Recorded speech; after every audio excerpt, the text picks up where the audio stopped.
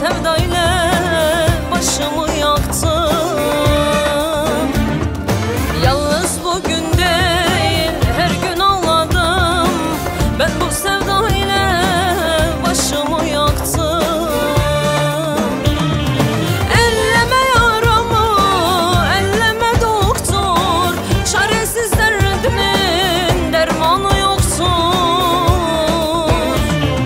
Terk edip gideli perişan halım, ondan başka benim doktor hiç kimsem yoktur.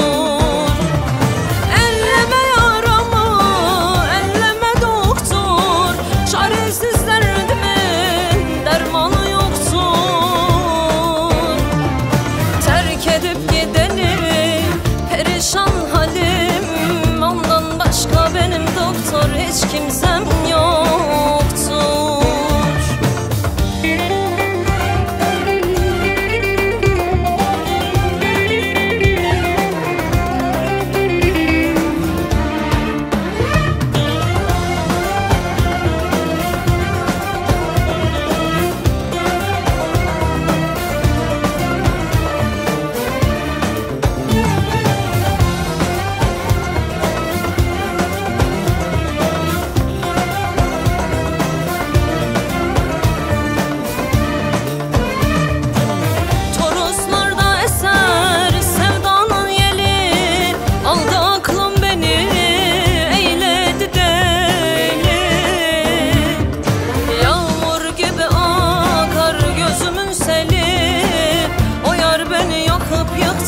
Gitti gideli, yağmur gibi akar gözümün seli. O yar beni yakıp yaktı, gitti gideli.